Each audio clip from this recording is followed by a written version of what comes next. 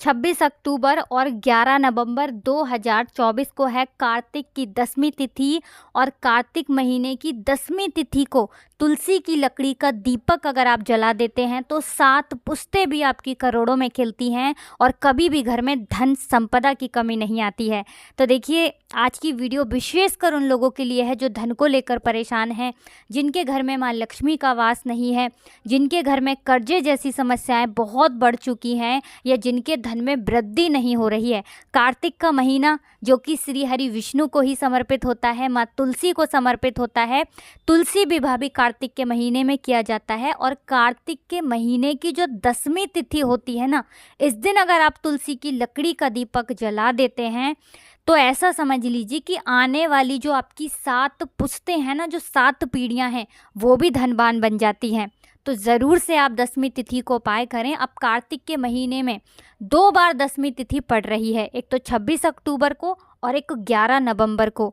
अब ऐसा समझ लीजिए कि ये एक ऐसी तिथि है जो आपके भाग्य को उदय करेगी, आपके भाग्य का आपको साथ दिलाएगी और आपके ऊपर माँ लक्ष्मी की कृपा होगी। तो वैसे तो पूरे साल में हम माँ तुलसी का पूजन करते हैं, तुलसी के पौधे से जुड़े हुए उपाय करते हैं, क्योंकि जिस घर में तुलसी से जुड़े उपाय किए जाते हैं, माँ तुलसी का पूजन किया जाता है, दीपक जलाया जाता है, वहाँ तो हमेशा ही धन की वर्षा होती है। अब वहीं बात करें कार्तिक के महीने की, तो ये एक ऐसा महीना है जो माँ तुलसी को सबसे प्रिय है, श्री हरि विष्णु को सबसे प्रिय है, क्योंकि कार्तिक के महीने में ही योग निद्रा से श्री हरि विष्णु जागते हैं।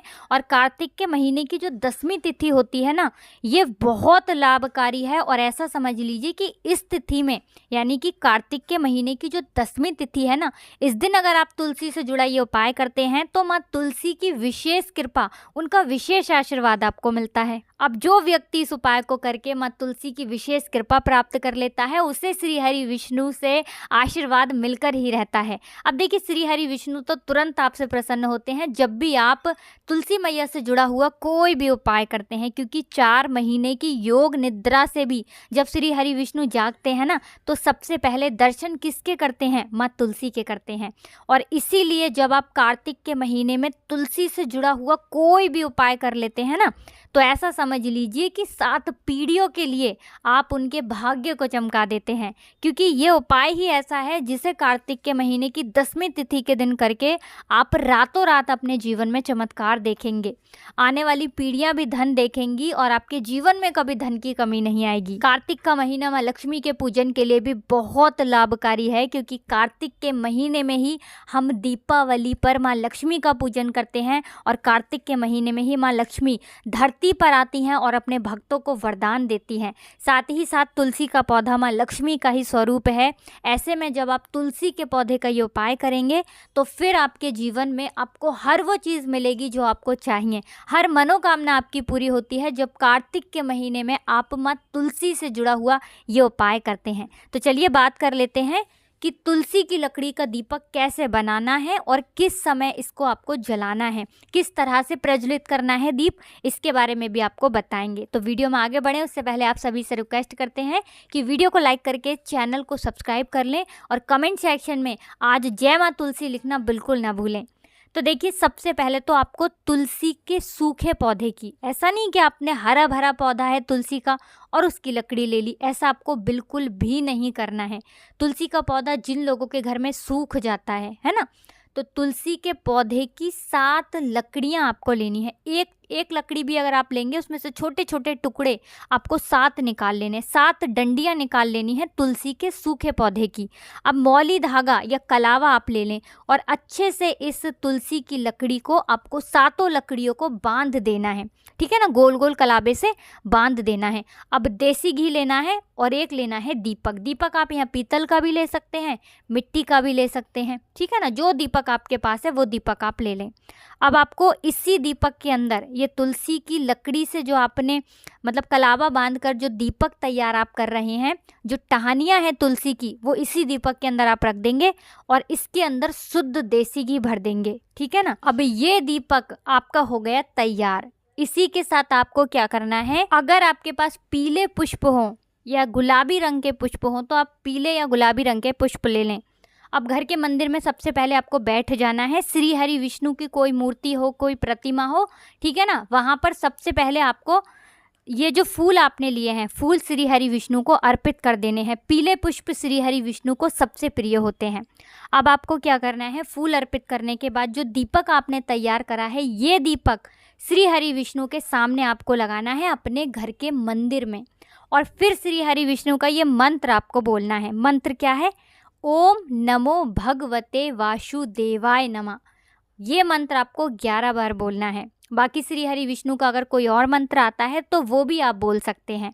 माँ लक्ष्मी का मंत्र भी बोल सकते हैं, ओम महालक्ष्मी नमः, ठीक है ना। मंत्र 11 बार ही बोलना है। अब जब आप ये दीपक प्रज्वलित कर देंगे, इसके बाद आपको क्या करना है कि पूरी सच्ची श्रद्धा से माँ तुलसी का ध्यान करते हुए श्री हरि विष्णु से आपको प्रार्थना करनी है, जो भी आपको अपने जीवन में चाहिए। जैसे कि अगर आपके जीवन में धन की कमी है तो धन के लिए प्रार्थना करेंगे। अगर कोई और आपकी मनोकामना है वो पूरी नहीं हो रही है तो उसके लिए श्री हरि विष्णु से प्रार्थना करेंगे। जो भी आपको अपने जीवन में चाहिए सब कुछ आपको श्री हरि विष्णु से कह देना है, माँ तुलसी का और माँ लक्ष्मी का ध्यान करते हुए। ये उपाय आपको शाम के समय ही करना है, ये उपाय शाम के समय का ही है।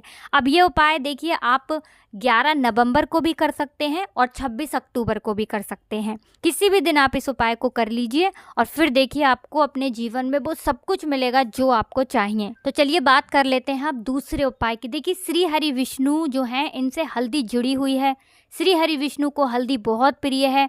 हल्दी के बिना उनका पूजन अधूरा होता है। और हल्दी शुभता लाती है, आपके धन में वृद्धि करती है, धन को बढ़ाने का और सुख समृद्धि लाने का काम भी हल्दी ही करती है। इसीलिए कोई भी शुभ काम जब किया जाता है, हम जब भी कोई शुभ काम करते हैं, शादी विवाह, उसमें हल्दी लेते हैं। गृह प्रवेश करते हैं तब भी हम हल्दी ज़रूर लेते हैं। इसीलिए आपको हल्दी का उपाय करना है। देखिए इस उपाय को करने से श्री हरि विष्णु से आशीर्वाद तो मिलेगा ही और माँ लक्ष्मी की कृपा भी मिलेगी। घर में आपके अगर कोई भी नेगेटिव एनर्जी है, नकारात्मक ऊर्जा है, वो भी घर से दूर हो जाएगी और आपके घर में सकारात्मक ऊर्जा का वास होगा, जिसके बाद अष्ट लक्ष्मी आपके घर में वास करेंगी। अब करना क्या है, आपको पिसी हुई हल्दी लेनी है और थोड़ा सा लेना है शुद्ध जल। इस जल के अंदर हल्दी मिला के इस जल का छिड़काव अपने पूरे घर में आपको करना है। जितने भी कमरे हैं, घर का मुख्य द्वार पर भी दोनों तरफ, यानी बाहर की तरफ भी और अंदर की तरफ भी हल्दी का छिड़काव करना है। और साथ ही साथ आप इस दिन हल्दी का छिड़काव जब करेंगे, 1 चुटकी हल्दी जल में डालकर भी आप इस दिन स्नान ज़रूर करें। तो कार्तिक के महीने का ये उपाय बहुत लाभकारी, बहुत उत्तम है। हल्दी का तिलक इस दिन अपने मस्तक पर लगाएं, अपने कंठ पर लगाएं।